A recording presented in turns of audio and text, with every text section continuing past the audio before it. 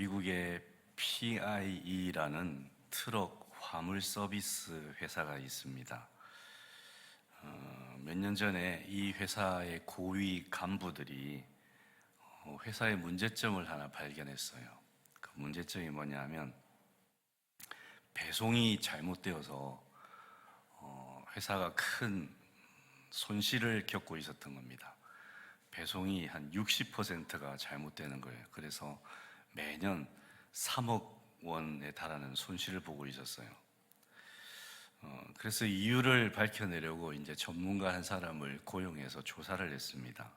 조사를 했더니 그 회사에 일하는 그 일꾼들이 컨테이너를 제대로 구별하지 않아서 이렇게 물건을 자꾸 엉뚱한 데로 배송하는 그런 일이 일어났다 하는 것을 밝혔어요. 그래서 간부들이 이 문제를 어떻게 해결할까 고심하다가 박사가 하나 제안을 한 가지 했습니다. 그 배송 일을 하시는 분들을 보통 이제 작업자라 부르고 인부라 부르고 트럭 운전사라 부르는데 호칭을 좀 바꾸자는 거예요.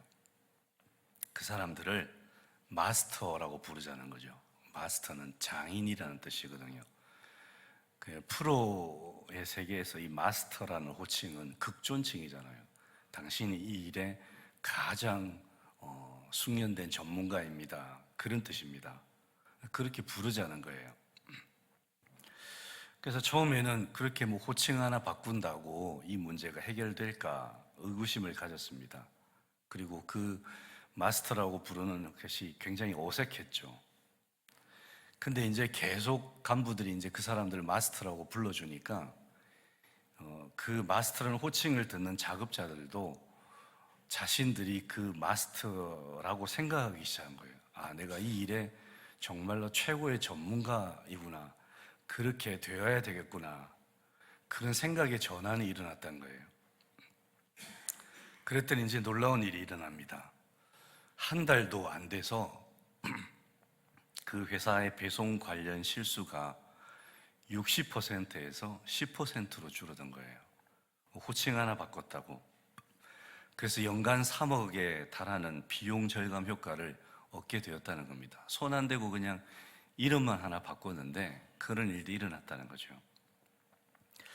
이 이야기를 통해서 이제 우리가 알 수 있는 게 뭐냐면 사람은 자기의 정체성대로 행동하게 되어 있다는 겁니다. 내가 누구이냐, 내가 어떤 존재냐, 이런 인식에 따라서 자기 인생의 향방이 결정된다는 거예요. 여러분, 우리 그리스도인들도 마찬가지예요. 우리가 신앙생활을 하면서 꼭 기억해야 될 것이 뭐냐 하면 내가 누구냐 하는 거예요. 내 정체성이 뭐냐 하는 겁니다. 그래서 내 정체성을 제대로 늘 인식하고 있어야지 그 정체성에 맞게 행동하게 됩니다. 예전에 그 MBC에서 했던 방송 중에 나는 가수다 그런 방송이 있었거든요. 나는 가수다. 그 제목만으로도 많은 것을 시사합니다. 가수면 가수의 본질이 뭡니까? 노래를 잘하는 거잖아요. 나는 가수다 이렇게 생각하고 살아가는 사람들은 절대로 그 노래 연습 소홀히 하지 않을 거고 누구 앞에서 언제 서더라도 노래 잘 부를 수 있도록 준비되어 있을 것이고 나는 가수다라는 이 정체성 하나만으로도 이 사람들의 삶이 달라지는 거죠. 그래서 우리도 마찬가지예요. 우리가 누구냐 하는 것을 제대로 알아야 그 정체성에 맞게 살게 되어 있습니다. 그래서 오늘 본문에서 사도 바울이 그리스도인의 정체성, 그리스도인이 과연 누구냐, 어떤 존재냐 이걸 가르쳐주고 있어요. 두 가지를 가르쳐주고 있습니다. 자, 첫 번째로 그리스도인은 누구냐? 그리스도인은 예수님과 함께 십자가에 못 박혀 죽은 자다 이겁니다. 이게 그리스도인의 첫 번째 정체성이에요. 그리스도인이 누구냐? 예수님과 함께 십자가에 못 박혀 죽은 자.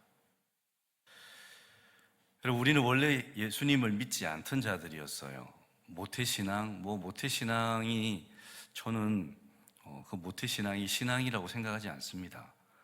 엄마 뱃속에서 태어날 엄마 뱃속에 있을 때부터 예수를 믿었다? 말도 안 되는 소리고요. 어릴 때부터 교회 다녔다? 그렇다고 해서 그 사람이 정말로 그리스도인이냐? 그거 아닙니다. 그렇게 하더라도 언젠가는 자기가 직접 하나님을 대면하고 거듭나야 돼요. 그래야 진짜 신앙인이 되는 거죠. 그래서 원래부터 하나님을 믿던 자, 모태신앙 이런 거 없습니다. 우리는 원래부터 하나님을 안 믿던 자들이었어요. 대신 철저하게 자기중심적인 삶을 살던 사람들입니다.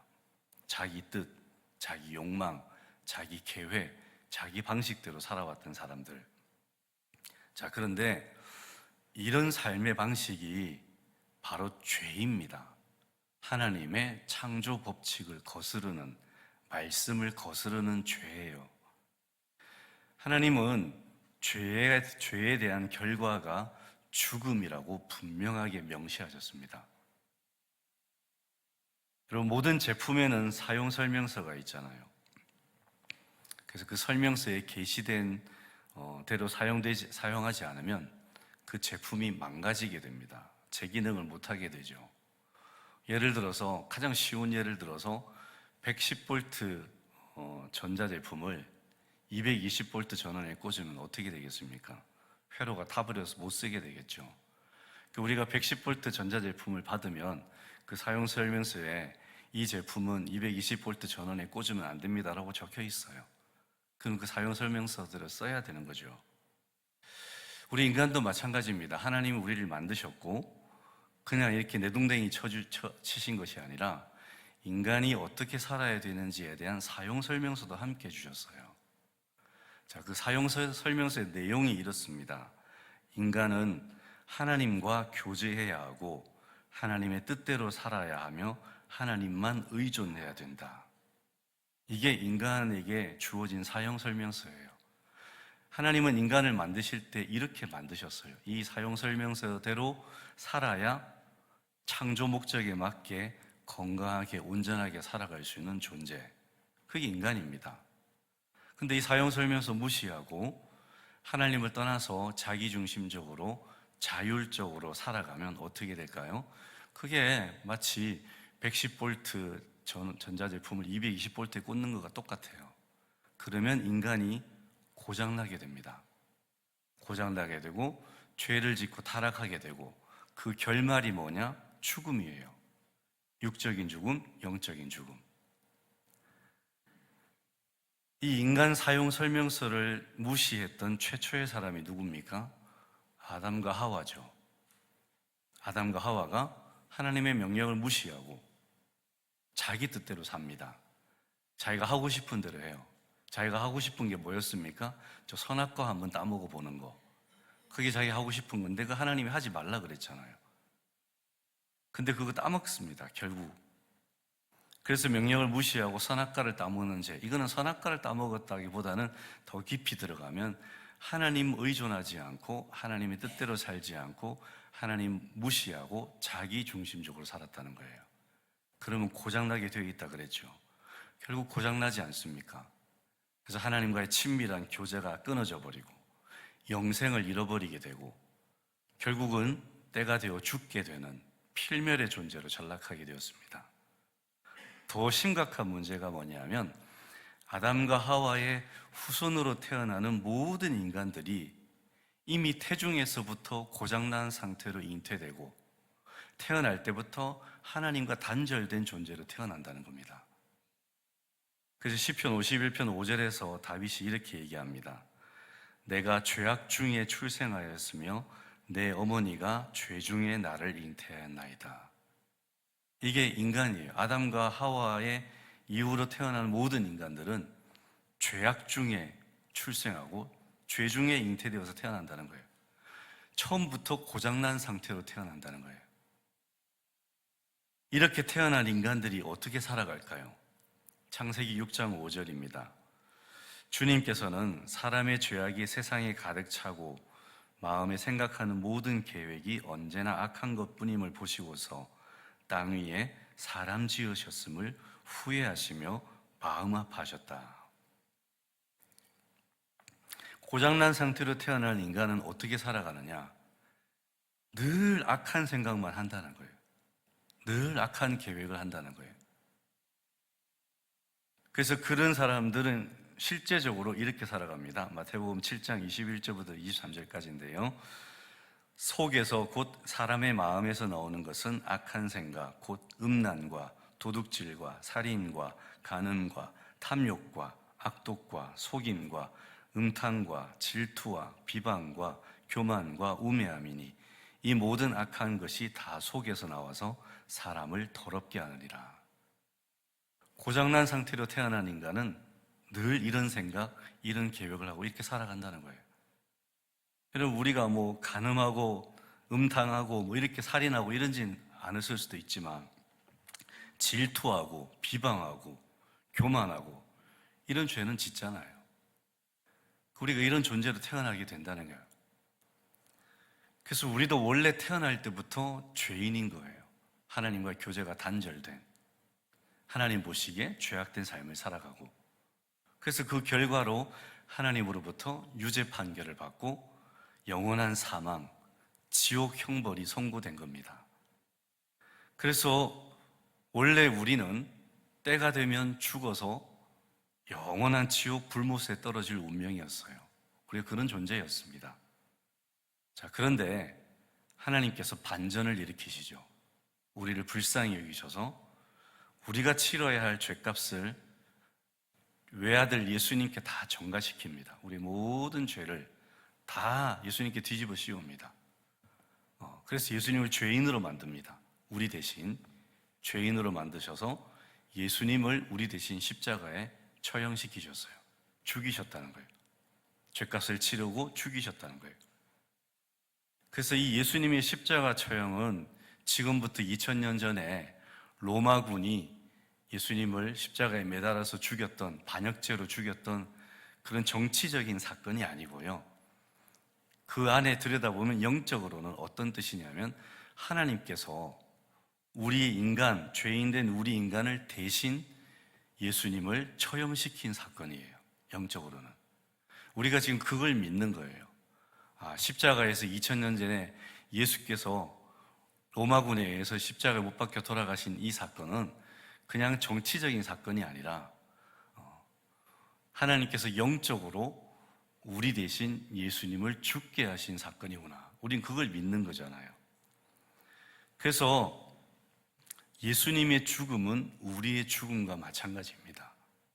하나님은 예수님이 돌아가실 때 우리가 죽은 것으로 치신 거예요. 예수님의 죽음을 우리의 죽음으로 간주하시는 겁니다. 그래서 하나님이 보시기에 우리는 이미 법적으로 죄값을 치르고 처형된 자예요. 그래서 우리 예수님을 믿으면 그게 무슨 의미냐면, 예수님을 믿는다는 것은 내가 2000년 전에 예수 그리스도께서 돌아가실 때 그곳에서 나도 같이 처형되었구나, 이걸 믿는 거예요. 그래서 우리 법적으로 처형된 자예요. 이게 내가 그리스도와 함께 십자가에 못 박혀 죽었다는 말씀의 의미입니다. 그래서 우리도 모르는 사이에 이미 하나님께서 우리 죄를 다 예수님께 전가시키시고 예수님을 우리 대신 처형시키셨어요. 이 사건을 딱 일으켜 놓으셨어요. 2000년 전에. 그리고 나서 그 이후에 모든 세대들이 이 사건에, 십자가 사건에 숨겨져 있는 이 대속의 영적인 의미를 받아들이고 믿기만 하면 이게 나한테 효력이 되는 거예요. 내 효력이 되는 거예요. 이게 내 사건이 되는 거죠. 그러므로서 내가 처형된 겁니다. 이미 예수님과 함께. 그래서 이게 십자가에서 함께 못 박혀 죽었다라는 말씀의 뜻이고요. 자, 그런데 이 사실을 믿고 회개해서 예수님을 구세주로 영접하게 되면 변화가 생깁니다. 실질적인 변화가 생겨요. 예수님이 십자가에 달려 돌아가셨을 때 그 이후로 태어난 사람들에게 그 사건만으로는 변화가 생기지 않아요. 그 사건을 자기의 사건으로 받아들이고 그 죽음을 자기의 죽음으로 받아들이고 믿는 자들은 그 속에 변화가 생깁니다. 하나님께서 그 사람을 변화시키세요. 굉장히 신비하고 놀라운 변화가 생깁니다. 예수님 믿기 전에 우리의 옛 자아가 고장난 상태로 태어났다고 그랬죠. 구제불능의 상태였어요. 고쳐 쓸 수 없을 만큼 철저히 망가진 상태입니다. 그래서 옛 자아를 그대로 두면 우리는 계속 하나님께 반역하게 되고 죄를 짓게 되는 삶을 살게 될 수밖에 없어요. 지금 모든 인간들이 다 그렇게 살잖아요. 그렇게 살고 싶어서 사는 게 아니에요. 자기들의 자아가 이미 고장난 상태이기 때문에 고장난 상태로 사는 거예요. 그래서 하나님을 반역하고 하나님께 죄되는 모든 행동들을 행하는 게 그렇게 될 수밖에 없는 거예요. 이미 고장난 상태이기 때문에. 이 옛 자아가 고쳐지지 않으면 안 되는 거예요. 우리도 그렇게 살았어요. 근데 예수님을 믿을 때 어떤 일이 벌어지냐 하면 하나님께서 실제적으로 우리의 옛 자아를 십자가에 못 박아 죽이십니다. 이 육체 껍데기를 죽이시는 게 아니라 내 안에 있는 자의식 있잖아요. 자아를 십자가에 못 박혀 죽여버리십니다. 그리고 어떻게 하시나요? 그 다음에 성령 하나님이 들어오셔서 새로운 자아가 태어나게 하십니다. 자아가 바뀌어요. 옛 자아가 죽고 새 자아가 태어납니다. 이것이 거듭난다는 뜻이에요. 예수를 믿을 때 이 일이 일어나요. 그 예수 십자가를 믿는다는 것은 단순히 그 사건을 믿는다, 그걸로 끝나는 게 아니고 내 자아에 진짜 변화가 생깁니다. 하나님이 내 자아를 바꿔버리세요. 그래서 A.W. 토저 목사님이 내 자아를 버려라는 책에서 이런 글을 썼어요. 예수 그리스도께서는 자아를 교육시키고 관용되고 세련되게 만들기 위해서가 아니라 자아를 끝장내기 위해 이 땅에 오셨다. 예수님은 우리의 옛 자아를 완전히 죽여버리시려고 이 땅에 오신 거예요. 우리의 옛 자아는 고쳐 쓸 수 있는 상태가 아니에요. 아예 죽이고 다시 태어나야 될 상태였어요.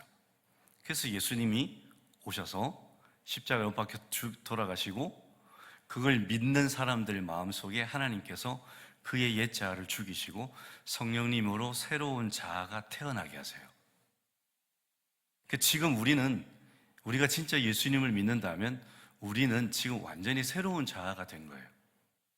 그래서 사도 바울이 그렇게 얘기하지 않잖아요. 누구든지 그리스도 안에 있으면 새로운 피조물이라. 이전 것은 지나갔으니 보라 새 것이 되었도다. 저와 여러분의 옛 자아는 죽고 우리는 새 제품이 된 거예요. 새 인간이 된 거예요. 껍데기는 똑같지만 내면이 완전히 바뀌어버린 거예요. 이 새 자아의 가장 두드러지는 특징이 뭐냐면, 제일 먼저 드러난 특징이 뭐냐면 하나님을 믿게 됩니다. 하나님이 내 창조주이심을 믿게 되고 하나님을 아버지라 부르고 예수님을 주님이라 부릅니다. 이게 제일 먼저 드러난 특징이에요. 그리고 그 다음에 특징이 뭐냐면 하나님을 사랑하고 하나님과 교제하고 싶어하고 하나님의 뜻대로 행하고 싶어하는 소원이 생겨요. 다시 에덴 동산에 처음에 타락하기 전에 아담의 상태로 돌아가는 거예요. 하나님과 교제하고 하나님을 사랑하고 하나님 뜻대로 살기 원하는 자아가 생기게 된다는 거예요. 예전에는 상상할 수 없는 자아잖아요. 여러분, 아직도 옛 자아로 있는 사람들한테 가서 당신 하나님을 믿으십시오, 하나님을 아버지라 부르십시오, 예수님을 주님이라 부르십시오, 백날 얘기해봤자 안 하잖아요. 왜 안 합니까? 그 옛 자아는 그렇게 못해요. 고장난 상태이기 때문에. 근데 그 사람이 예수님을 믿고 복음을 받아들이고 거듭나게 되면 그 다음에 어떻게 될까요? 하나님을 뭐라 부를까요? 아버지라 부르게 되는 거예요. 예수님을 주님이라 부르게 되는 거예요. 완전히 바뀌게 돼요. 상상할 수조차 없던 변화가 생기는 거죠. 이런 체험을 했던 사람이 한 사람이 있습니다. 성 어거스틴이라는 분인데, 이 성자는 이제 성자라는 뜻이죠. 원래는 이 사람이 성자라는 호칭을 붙일 만한 사람이 아니었어요. 어거스틴은 젊은 시절에 정말 방탕하기 이를 데 없는 삶을 살았어요. 정말 방탕의 끝을 달리던 사람. 그래서 한 번은 창녀와의 사이에서 사생활을 낳은 적도 있어요. 그래서 창녀들 사이에서 어거스틴이 유명 인사였어요. 근데 어느 날 이 사람이 성경 말씀, 어느 곳에서 성경 말씀이 들려오는데 그 말씀을 듣고 그 자리에서 완전히 변화됩니다. 완전히 회심하고 변화받아서 옛 자아가 죽고 새 사람이 돼요. 자, 그런 다음에 그가 이제 신앙생활을 하다가 우연히 과거에 자기가 드나들었던 그 집창촌 거리를 지나가게 되었습니다. 근데 창녀들이 어거스틴을 알아봤죠. 유명인사니까. 그 창녀들 중에 한 명이 와서 어거스틴을, 옛날처럼 어거스틴을 유혹합니다. 하룻밤 자고 가. 이때 어거스틴이 이렇게 대답해요. 옛날에 어거스틴은 죽었다. 옛날에 어거스틴은 죽었다. 이미 죽었다. 어거스틴이 바뀐 거죠. 고장난 자아로 육체적 쾌락만을 탐닉하던 그 옛 어거스틴이 예수님과 함께 십자가에 못 박혀 죽은 거예요. 그리고 새 사람이 된 거예요. 여러분, 이게 그리스도인의 정체성입니다. 저와 여러분의 첫 번째 정체성이 나의 옛 자아가 십자가에 못 박혀 죽어버렸고 이제 내가 새로운 자아로 태어나게 된 거예요. 이렇게 된 경험을 한 사람이 새 사람이고 그분이 그리스도인이에요. 이 첫 번째 정체성이고, 두 번째 정체성은 그리스도인은 이제 믿음 안에서 살아가는 자입니다. 예수님과 함께 십자가에 못 박혀 죽었다. 이거는 우리의 육체가 십자가에 달렸다는 뜻이 아니고 예수님의 죽음이 영적으로 우리의 죽음과 같다, 그런 뜻이라고 말씀드렸어요. 그래서 우리의 옛 자아는 죽었지만 우리 육체는 지금 그대로 살아있어요. 그렇잖아요? 그대로 살아있는데 예수 믿기 전이나 예수 믿은 후나 우리 육체는 변함이 없는데 아까 말씀드렸다시피 내면이 완전히 바뀌었습니다. 그 사도 바울이 이 상태를 뭐라고 표현하냐면 이제는 내가 사는 것이 아니요 오직 내 안에 누가 사신다 그래요? 예수께서 사신다 그래요. 내면이 바뀌었어요. 전에는 내가 살았어요. 내가 내 인생의 주인이었어요. 내가 내 맘대로 살았어요. 내가 원하는 대로, 내 계획대로, 내 의지대로 살았어요. 근데 예수님과 함께 십자가의 옛 자아가 죽어버리고 새 자아가 태어났는데 이 새 자아는 어떻게 살아가냐 하면 내 안에 들어오시는 예수님과 함께 살아가요. 바뀌어버렸어요. 우리가 예수를 믿을 때 누가 들어오시냐 하면 성령 하나님이 우리 안에 들어오세요. 이게 굉장히 신비한 일이죠. 하나님이 인간의 몸 안에 들어오세요. 그래서 여러분이 진짜 예수님을 믿었다면 여러분 속에 성령 하나님이 들어와 계신 거예요. 몸 안에. 그래서 사도 바울이 그런 얘기 하잖아요. 너희의 육체가 하나님의 성전인 것을 알지 못하느냐. 여러분, 이 우리의 육체, 이 껍데기가 하나님의 성전이에요. 왜냐하면 하나님이 우리 속에 들어오셨기 때문에. 놀라운 일이에요. 어떤 그 종교에도 일어날 수 없는 그런 현상이 우리에게 일어나는 거예요. 그래서 성령 하나님이 들어오셨어요. 성령 하나님이 들어오셨다는 것은 무슨 뜻이냐 하면 성령 하나님이 하시는 일이 있어요. 우리로 하여금 예수님의 말씀이 생각나게 만들어요. 이게 무슨 뜻이냐면, 그러니까 성령 하나님이 우리 속에 들어오셨다는 건 사실은 예수님이 영으로 우리 속에 들어오셨다는 것과 똑같은 얘기예요. 예수님이 우리 속에 들어오셔서 함께 사시는 거예요. 그래서 새롭게 태어난 내 새 자아는 내 마음대로 살지 않아요. 옛 자아는 내 마음대로 살았거든요. 새 자아는 내 안에 들어오신 예수님을 인식합니다. 아, 내 안에 예수님이 계시구나. 그래서 그 예수님의 영향을 받아요. 절대적인 영향을 받아요. 그래서 예수님의 뜻대로 삽니다.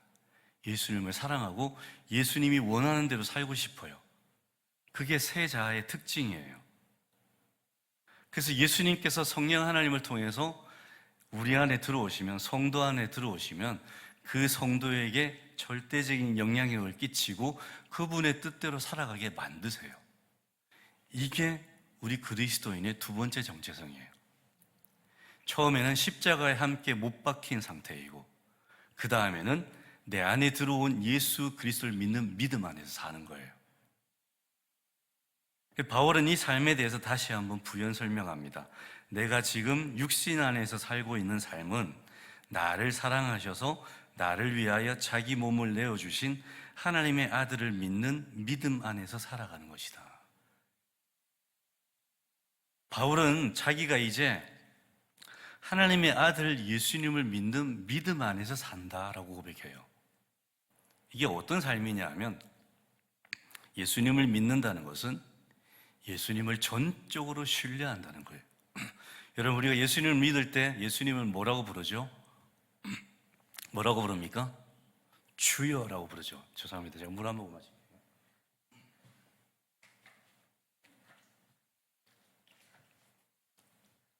제가 지금 정상이 아니라서. 우리 예수님 믿을 때 예수님 뭐라고 부르죠? 주여라고 부릅니다. 이 주의 뜻이 뭡니까? 술주자예요. 주인 주자죠, 그죠? 예수님을 주님이라 부른다는 것은 내 인생의 주님이시라는 뜻이죠, 그죠? 예전에 그 노예 제도가 있을 때 노예들이 주인을 향해서 주님이라 불러요. 지금 그 단어예요, 주라는 단어가. 그러니까 우리가 예수님을 주님이라 부른다는 것은 내가 이제는 예수님의 종입니다, 그런 뜻이잖아요, 그죠? 여러분, 노예는 자기 의지가 있습니까, 없습니까? 있어도 없어요. 노예는 자기 뜻대로 살 수 없어요. 누구의 뜻대로 살아야 돼요? 주인 뜻대로 살아요. 무조건 주인 뜻대로 사는 게 노예예요. 예수님을 주인이라고 부른다는 게 이런 의미입니다. 예수님, 주님, 저는 주님의 종이 오니 이제는 제가 주님 뜻대로 살겠습니다. 제 뜻대로 살지 않겠습니다. 이게 이 고백 안에 있는 거예요. 예수를 믿는 믿음 안에 산다는 것은 이 삶이에요.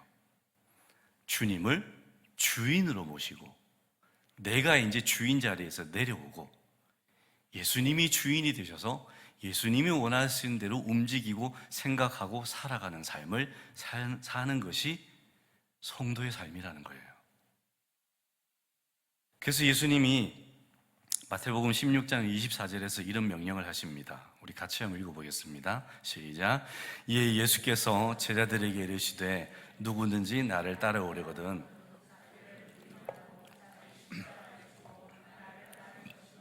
누구를 부인하라고요?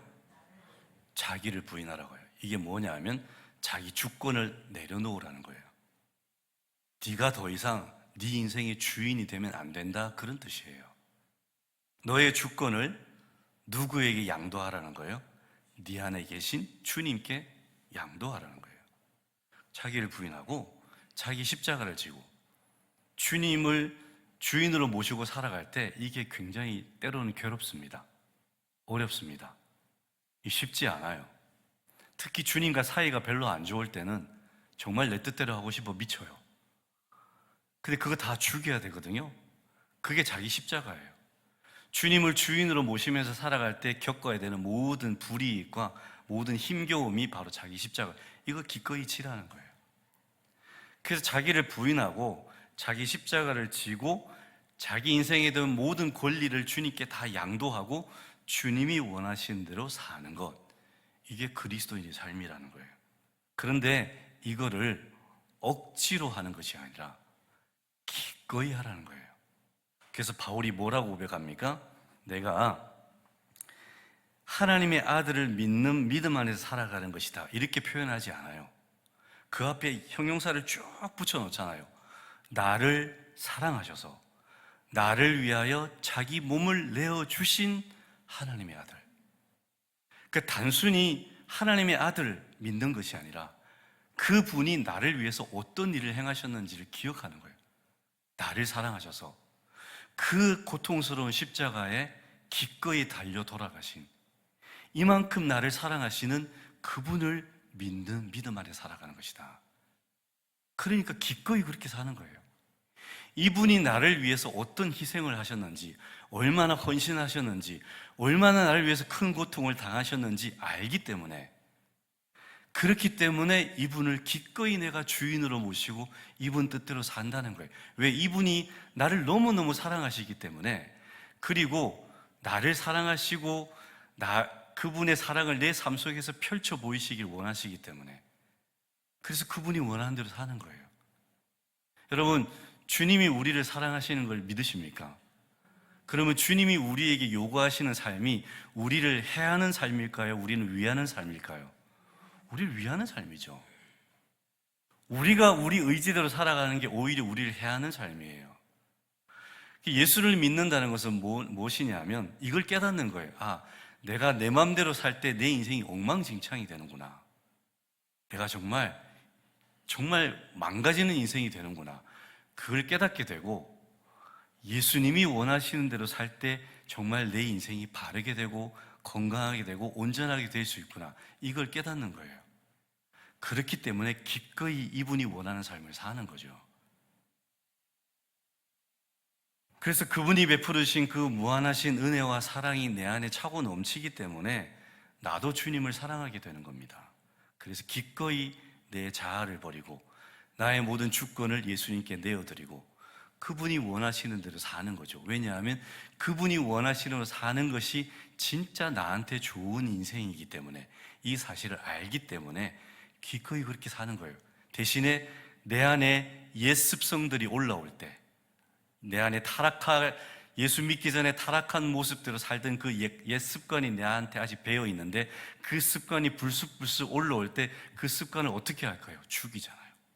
왜? 그대로 살면 내 인생이 망가진다는 걸 이제는 깨달았기 때문에. 그래서 그걸 죽이고 예수님이 원하시는 뜻대로 살아가게 되는 거예요. 이게 예수 믿는 삶입니다. 그래서 우리는 이제 자아가 주인이 되어서 사는 삶을 살지 않고, 왜냐?